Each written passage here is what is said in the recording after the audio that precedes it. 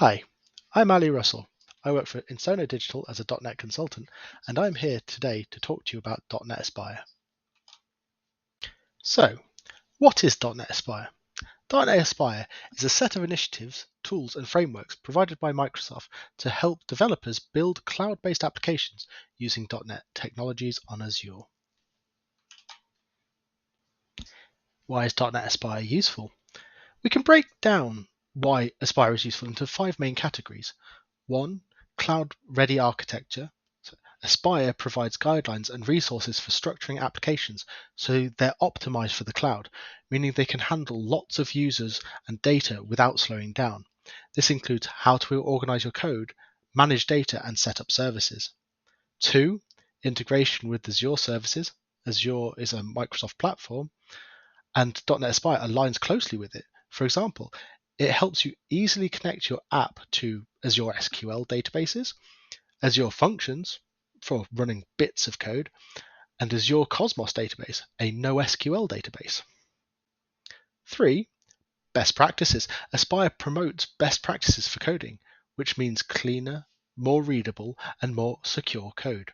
These practices also help ensure that your application can be updated and scaled without a complete overhaul.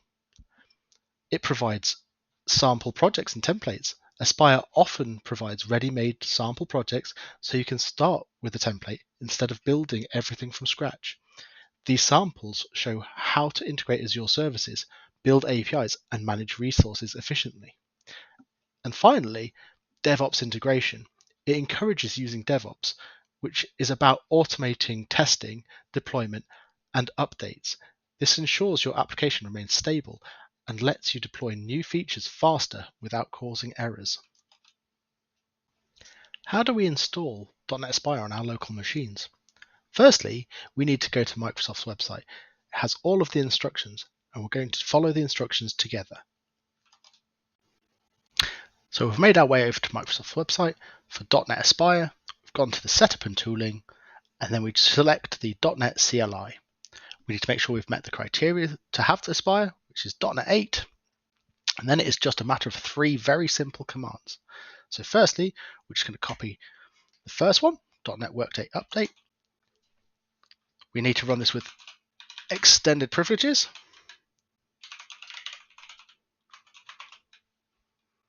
Just give that a second.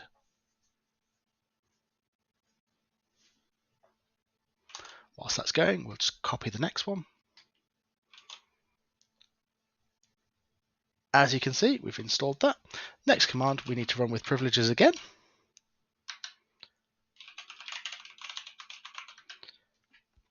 Give that another second. Whilst that's doing that, we can just copy the last command. This one shouldn't require privileges.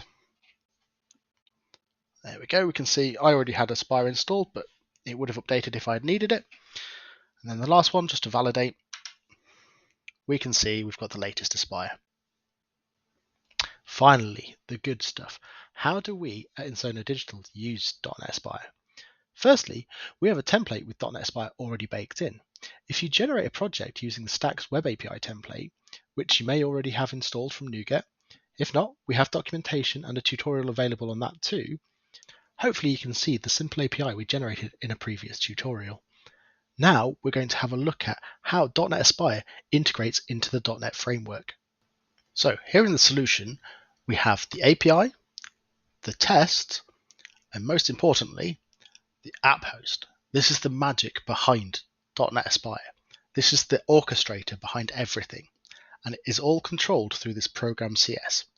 So if we have a look, we're using a distributed application, and then all we do is add the projects that we want added to be controlled and orchestrated by .NET Aspire into this file, and then we're able to run. So the next step is to literally just run this app host project. As you can see, I've got it set up here. I will just press play. This will then build the project. It will build any containers that are required. At this point, there is nothing. We can see within here, we now have our API. If we click on this, we can see when I've got this up and running. We can then also go to the console, have a look at what the outputs are. We can see that this is currently running on port 5000. If we have any structured logs, we can have a look at any structured logs. We can also have a look at some of our traces and metrics. This is all out the box. So if we go back to port 5000, we can see we've got the OpenAPI Swagger implementation, and this will show all the endpoints that are available within the simple API, which we are then capable of interacting with. So if we just do a simple post, it's got a payload ready for us. We execute that. We can see we've got what the request was.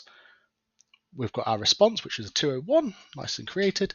If we go back, we can now see the logs from that. As I'm sure you can appreciate, having all of this locally is fantastic because it mimics what we would have in our distributed systems remotely. So we're able to test anything that we could do on our live services on our local machines. And this is a great benefit to all developers. So having this out of the box is fantastic. I hope you found this video about .NET Aspire useful, and I look forward to seeing you on the next one. See you there.